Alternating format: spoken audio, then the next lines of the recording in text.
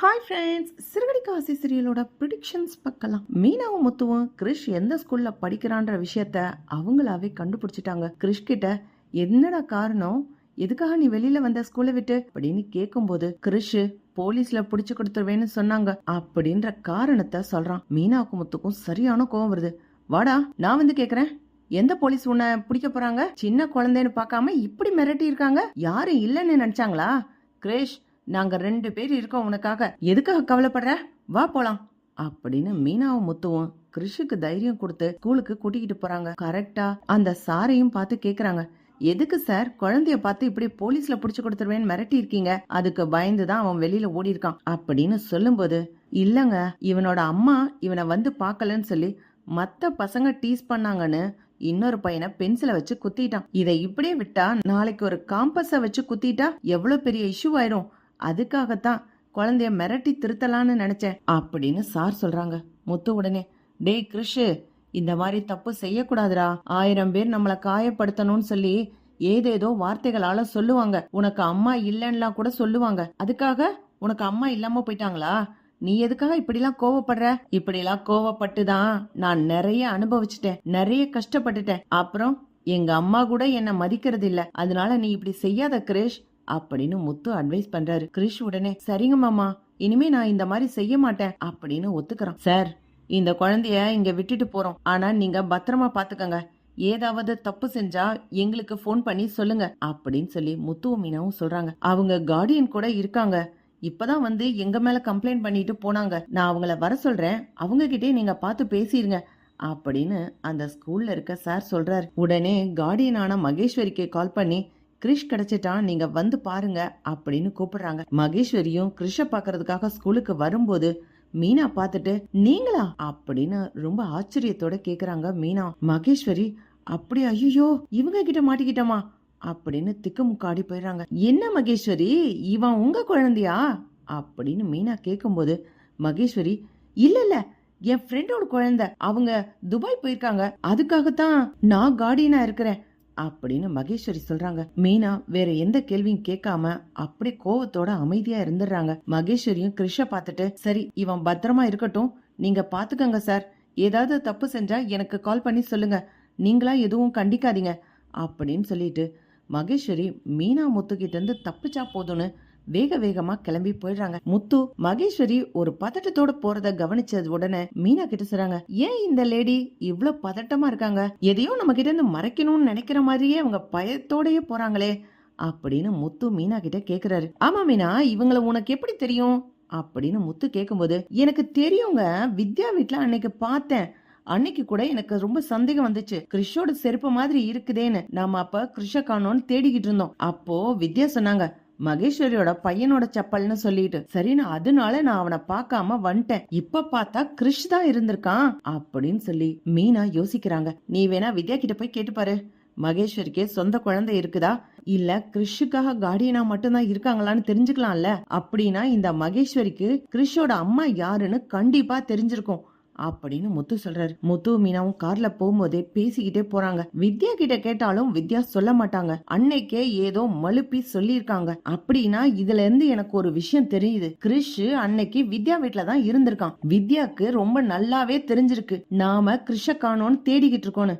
அதனாலதான் கிறிஷோட செப்பல்னு நான் கேட்ட உடனேயே வித்யா வந்து, இல்ல மகேஸ்வரியோட பையனோட செப்பல்னு போய் சொல்லிருக்காங்க. வித்யா கிட்ட கேட்டா எந்த உண்மையும் வெளியில வராதுங்க அப்படின்னு மீனா சொல்றாங்க. அப்படின்னா கிறிஷோட அம்மா யாருன்னு எப்படி கண்டுபிடிக்கிறது மீனா? கிறிஷோட அம்மா ஏன் இவனை விட்டுட்டு இப்படி கஷ்டப்படுத்துறாங்க? பாவம் சின்ன குழந்தை, அம்மாவோட பாசத்துக்கு எவ்வளவு ஏங்குறான் அப்படின்னு முத்து ரொம்ப வருத்தத்தோட சொல்றாரு. நீங்க எதுக்கு இப்படி வருத்தப்படுறீங்க அப்படின்னு மீனா கேக்கும்போது, என்ன மீனா, நானும் சின்ன வயசுல அம்மாவோட பாசத்துக்காக ஏங்கி இருக்கேன். அம்மாவோட அன்பு கிடைக்காம பாட்டி வீட்டுல வளர்ந்தேன்.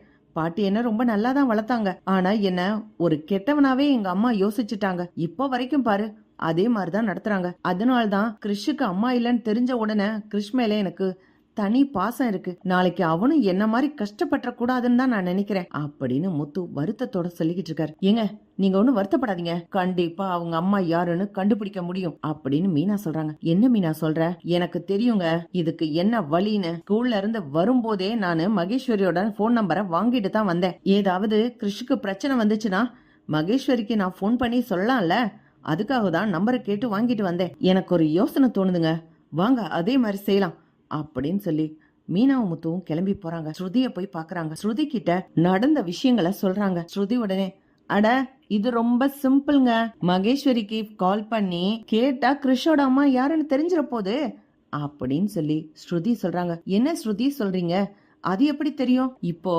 கிறிஷோட அம்மா யாருன்னு தெரியாது, ஆனா அவங்க பேரு தெரியும்ல, அவங்க பேரை சொல்லி மகேஸ்வரி கிட்ட பேசுவோம் அப்படின்னு ஸ்ருதி சொல்றாங்க. முத்துவும், பலகுரலே நீயும் நல்லாதான் யோசிக்கிற, கரெக்ட், நீ சொல்ற மாதிரியே செய்யலாம் அப்படின்னு மகேஸ்வரிக்கு ஸ்ருதியோட போன்ல இருந்து கால் பண்ணி, ஏய் நான் கல்யாணி பேசுறேன்டி அப்படின்னு சொல்லி பேசுறாங்க. என்னடி கல்யாணின்லாம் சொல்லிக்கிட்டு, சொல்லு ரோகிணி என்ன ஆச்சு அப்படின்னு மகேஸ்வரி கேக்குறாங்க. சுத்தி இருக்க அத்தனை பேருக்கும் ரோகிணின்ற வார்த்தையை கேட்ட உடனேயே அவ்வளவு அதிர்ச்சி. ஸ்ருதியே ஒரு நிமிஷம் அப்படியே ஆடி போயிடுறாங்க. முத்து உடனே, ஏய் பேசு அப்படின்னு சிக்னல் கொடுக்கறாரு. ஸ்ருதி உடனே, இல்ல மகேஸ்வரி, கிறிஷ பத்தி ஏதாவது விஷயம் ஸ்கூல்ல இருந்து சொன்னாங்களா?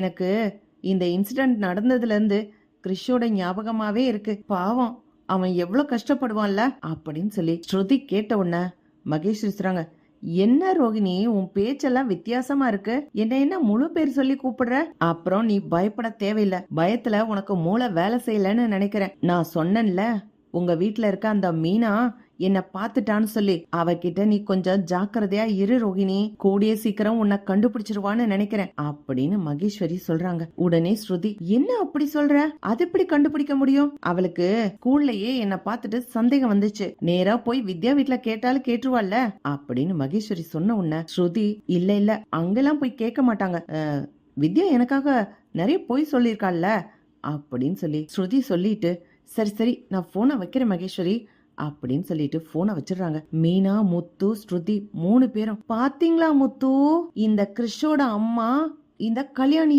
சேச்சா இல்ல இந்த ரோகிணி தான். ஐயோ ரோகிணி எவ்வளோ போய் சொல்லிருக்காங்க, பயங்கர கிரிமினல் இவங்க.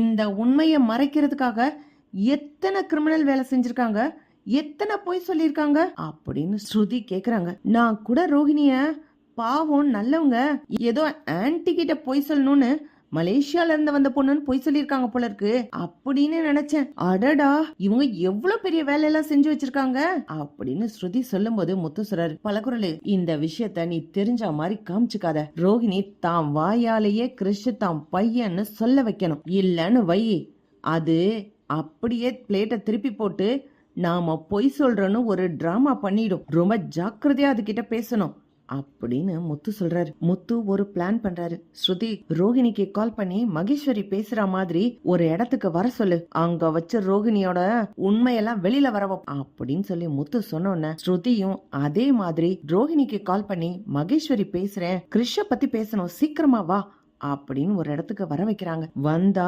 ஸ்ருதி, மீனா, முத்து 3 பேரும் இருக்காங்க. ரோஹிணி, ஐயோ நம்ம மாட்டிக்கிட்டோமா, மகேஸ்வரி தானே கால் பண்ணி வர சொன்னா, எல்லாம் இந்த ஸ்ருதி பண்ணின வேலையாத்தான் இருக்கும், மகேஸ்வரி மாதிரி பேசி இருக்கா, டென்ஷன்ல நான் இதை யோசிக்க மறந்துட்டேனே அப்படின்னு ரோஹிணி யோசிக்கிறாங்க. மீனா உடனே, சி நீ எல்லாம் ஒரு பொம்பளையா, பெத்த பிள்ளை எவ்வளவு கஷ்டப்பட்டாலும் பரவாயில்ல, தனக்கு ஒரு சுகமான வாழ்க்கை வேணும்னு நினைச்சிட்ட இல்ல, எத்தனை பொய், எத்தனை ஏமாற்றம், எத்தனை பித்தலாட்டம் பிராடுத்தனம் பண்ணிக்கிட்டு திரியற நீயே அப்படின்னு மீனா பேசும்போது, என்ன மீனா ஓவரா பேசுறீங்க அப்படின்னு ரோஹிணி கேக்குறாங்க. ஓங்கி ஒரு அறை விடுறாங்க. ரோஹிணியே பயத்துல ஆடி போயிடுறாங்க. சி கிறிஷோட அம்மா நீதானு எங்க எல்லாருக்கும் தெரிஞ்சிருச்சு, இன்னமும் உன் பொய்த்தனம் பித்தலாட்டத்தெல்லாம் எங்க கிட்ட காமிச்சுக்கிட்டு இருக்காத, அதெல்லாம் அத்தை வரைக்கும் வச்சுக்கோ போதும். உன்ன மாதிரி பொய் சொல்றவர்களுக்கெல்லாம் ஏமாறுற அந்த அத்தை தான் லாய்க்கு, நாங்கெல்லாம் ஒண்ணு ஏமாளி கிடையாது. உன்னை பத்தி ஆரம்பத்திலே இவர் சொன்னாரு, நீ சரியான பிராடுக்காரின்னு, அது சரியாத்தான் போச்சு. பெத்த புள்ள அவ்வளவு கஷ்டப்படுறான், அவன கஷ்டப்பட்டா படட்டும்னு இங்க போய் போர்டிங் ஸ்கூல்ல சேர்த்து விட்டுருக்க, உன் கூட வச்சுக்கிட்டா என்ன உனக்கு, உண்மையை சொல்லி கல்யாணம் பண்ணிதா என்ன உனக்கு அப்படின்னு மீனா கேள்வி கேக்குறாங்க. ரோஹிணி அப்படியே அழுதுகிட்டே நிக்கிறாங்க. மீனா கிட்ட வசமா மாட்டிக்கிட்ட ரோஹிணி என்ன பொய் சொல்லி தப்பிக்கிறதுன்னு தெரியாம திருன்னு முழிச்சுக்கிட்டு இருக்காங்க. இப்படித்தான் போலாம் ஃப்ரெண்ட்ஸ். பக்கத்துல லைக் பண்ணுங்க, ஷேர் பண்ணுங்க, கமெண்ட் பண்ணுங்க. Thank you friends.